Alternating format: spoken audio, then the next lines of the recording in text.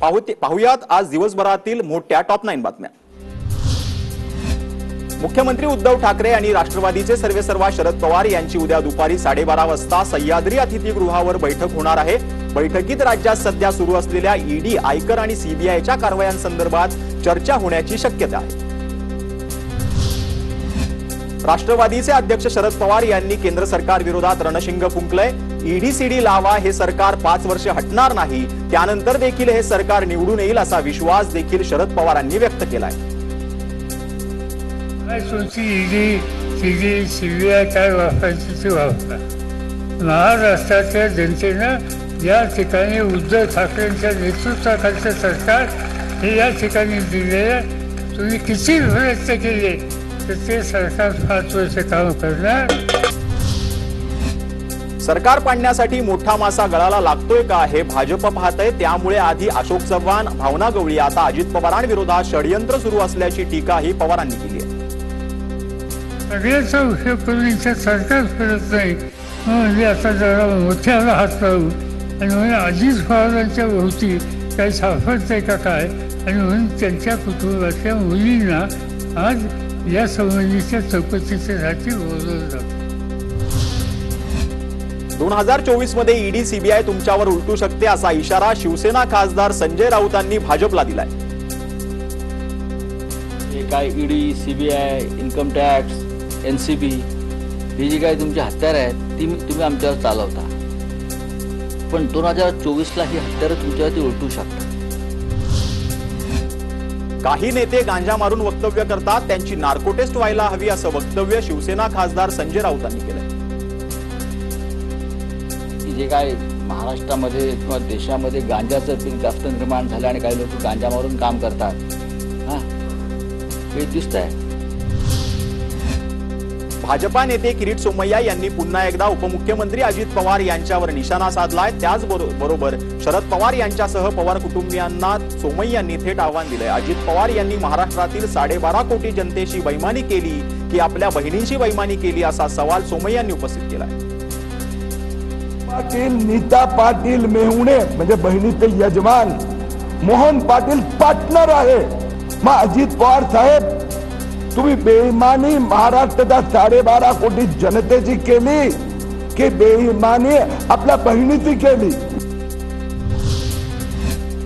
भाजपा नेते किरीट सोमय्या यांचे आरोप प्रसिद्धीसाठी आहेत। याआधीही आमच्या विरोधात ट्रकभर पुरावे असल्याचे आरोप करण्यात आले होते अशी प्रतिक्रिया राष्ट्रवादीच्या खासदार सुप्रिया सुळेंनी दिली आहे। तसंच आमच्यावर आरोप केल्यानं त्यांना प्रसिद्धी मिळते असा टोलाही त्यांनी लगावलाय।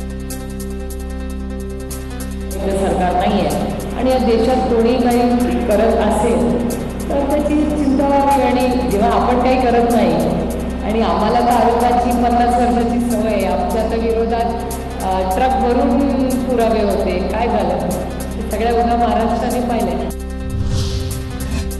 यंत्रणांचा गैरवापर केला असता तर तुमचं अर्ध मंत्रिमंडळ तुरुंगात असतं, या फडणवीसांच्या विधानावर अल्पसंख्याक मंत्री नवाब मलिक यांनी प्रत्युत्तर दिलंय। हिम्मत असेल तर अख्खं मंत्रिमंडळ तुरुंगात टाकून दाखवा असं आव्हान जे आहे ते नवाब मलिकांनी फडणवीसांना दिलंय। तर आम्ही लढू पण झुकणार नाही असं देखील मलिकांनी म्हटलंय। अर्धा मंत्रिमंडळ हे तुरुंगात जाईल, तुम्ही अर्धा सांगताय, संपूर्ण मंत्रिमंडळ हे तुरुंगात जायला तयार आहे। हिम्मत असेल ते टाकून दाखवा।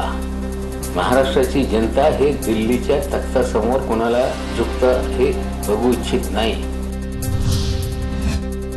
मी लहानच नेता आहे, पण मोठ्या नेत्यांनी लहान नेत्यांविषयी बोललं पाहिजे, त्यांना प्रोत्साहन दिलं पाहिजे, शिकवलं पाहिजे अशी प्रतिक्रिया भाजपा नेत्या पंकजा मुंडे यांनी शरद पवारांच्या विधानावर दिली आहे। तसंच शरद पवार आमच्यापेक्षा मोठे आहेत, त्यात काही वाद नाही असंही पंकजा मुंडे यांनी म्हटलं आहे। साहेबांचे वक्तव्य पाहिलं नाही, पण मला ते मोबाईलवर बघितलं।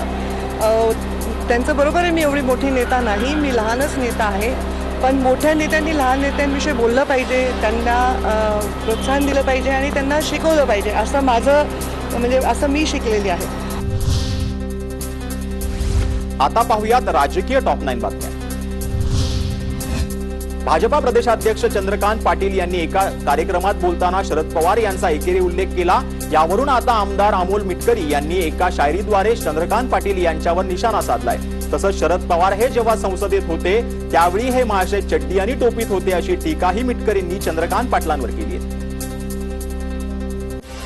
राहत इंदोरी म्हणतात ते काही चुकीचं नाही. तेरी जबान कतराना बहुत जरूरी है. तुझे ये मर्ज है की तू बार बार बोलता है. 2 वेळा रद्द झालेल्या आरोग्य विभागाच्या भरती परीक्षेची अखेर तारीख ठरली आहे. येत्या 24 ऑक्टोबर रोजी ही परीक्षा होणार आहे. राज्य स्तरावरील 24 आणि मंडळ स्तरावरील 28 अशा एकूण 52 वर्गातील ही परीक्षा होणार असून 2739 रिक्त पदं या परीक्षेच्या माध्यमातून भरली जाणार आहेत. भाजपा नेते अतुल भातखळकर यांनी आरोग्य विभागाच्या भरती प्रक्रियेत दुसऱ्यांदा झालेल्या गोंधळावरून आरोग्य मंत्री राजेश टोपे यांच्यावरती टीकास्त्र सोडलंय. परीक्षार्थींनी एका जिल्ह्यातून दुसऱ्या जिल्ह्यातील परीक्षा केंद्रावर पोहोचण्यासाठी राजेश टोपेंनी हेलिकॉप्टरची व्यवस्था करावी अशी खोचक टीका भातखळकर यांनी केली आहे. तसंच राजेश टोपे यांची मंत्री पदावरून तात्काळ हकालपट्टी करावी अशी मागणीही त्यांनी केली आहे. आता या सगळ्या विद्यार्थ्यांना हेलिकॉप्टरची सोय करून घ्या, कारण पुण्याचा मनुष्य वाशिमला कसा जाणार आणि वाशिमची एक परीक्षा दिलेला परत पुण्याला कसा जाणार. आता तरी राजेश टोपेंना आरोग्य मंत्री पदावरनं तात्काळ हकललं पाहिजे. राष्ट्रवादी काँग्रेसचे आमदार रोहित पवार यांनी सरकारला घरचा आहेर दिलाय. परीक्षा घेणाऱ्या कंपन्या विद्यार्थ्यांच्या जीवाशी खेळत आहेत. एकाच दिवशी 2 परीक्षा असल्यानं परीक्षार्थ्यांना एका परीक्षेला मुकावं लागणार आहे. शासनानं संबंधित कंपनीला आदेश देऊन परीक्षा केंद्र बदलण्याची मागणी रोहित पवार यांनी केली आहे.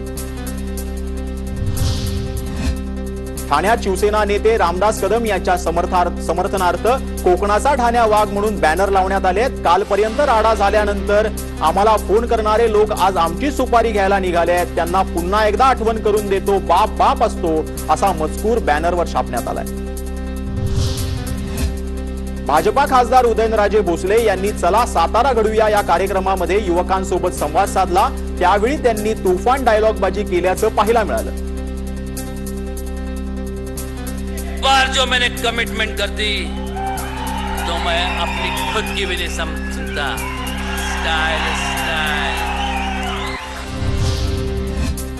आजारपणामुळे पक्षाच्या दैनंदिन कामातून 3 महिने विश्रांती घेतल्यानंतर वंचित बहुजन आघाडीचे ॲडव्होकेट प्रकाश आंबेडकर पुन्हा एकदा सक्रिय झाले.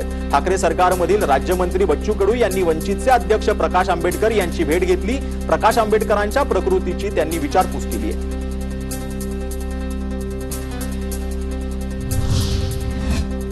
मोफत लस द्यावी लागते म्हणून इंधन दरवाढ केली जाते असा हल्लाबोल खासदार अमोल कोल्हे यांनी मोदी सरकारवर केलाय. इंधन दरवाढ असो किंवा इतर समस्या असो, पंतप्रधान नरेंद्र मोदी हे मौन साधतात अशी टीकाही त्यांनी केली आहे. भाजपने लोकसभा निवडणुकीत शिवसेनेविरोधात 4 बंडखोर उमेदवार रिंगणात उतरवत बैमानी केली असा हल्लाबोल शिवसेना नेते गुलाबराव पाटलांनी केलाय. तसंच भाजपकडून बैमानी झाली नसती तर उद्धव ठाकरे मैमान झाले नसते असंही गुलाबराव पाटील यांनी म्हटलंय. मला तरी असं वाटतं की त्यावेळेस जर ही बैमानी झाली नसती तर कदाचित हा बैमानीचा चेहरा जे आज म्हणतायत तो चेहरा त्या काळामध्ये बीजेपीने केलेला होता. जर त्यावेळेस ही बैमानी झाली नसती तर उद्धव साहेबांनी सुद्धा ही बैमानी केली नसती. आता पाहूयात महत्त्वाच्या टॉप 9 बातम्या. मुंबईकरांना कोरोना रुग्णसंख्येत आज दिलासा मिळालाय. गेल्या 24 तासात मुंबईत एकाही रुग्णाच्या कोरोनामुळे मृत्यू झालेला नाहीये, तर 367 रुग्णांना कोरोनाची लागण झाली आहे. दिवाळीनंतर लसीचा 1 डोस घेतलेल्या नागरिकांना सर्व ठिकाणी फिरण्याची मुभा मिळणार असल्याची माहिती आरोग्य मंत्री राजेश टोपे यांनी दिली. या संदर्भात टास्क फोर्स आणि आरोग्य विभागाची चर्चा करणार असल्याचंही टोपेंनी सांगितलं. उद्या दुपारी 3 वाजता टास्क फोर्सची बैठक होणार आहे. केरळमध्ये आभाळ फाटलंय. संपूर्ण राज्यात मुसळधार पावसामुळे 26 जणांचा मृत्यू झाला आहे, तर अनेक जण बेपत्ता आहेत. परतीच्या पावसामुळे अनेक भागात पूरस्थिती निर्माण झाली आहे. केरळात मुसळधार पावसानं हाहाकार सुरू आहे. केरळच्या कोट्टयम जिल्ह्यात मुसळधार पावसामुळे घर पाण्यात कोसळलंय. पावसामुळे केरळात मोठ्या प्रमाणात नुकसान होत असून जनजीवन विस्कळीत झालंय. केरळात एनडीआरएफ, सशस्त्र सेना दल, एअरफोर्स, इंडियन नेव्ही आणि स्थानिक सुरक्षा दलाकडून बचाव कार्य सुरू करण्यात आलं आहे. खराब हवामानामुळे मदत कार्यात अडचणी निर्माण होत असल्याचं समोर आलं.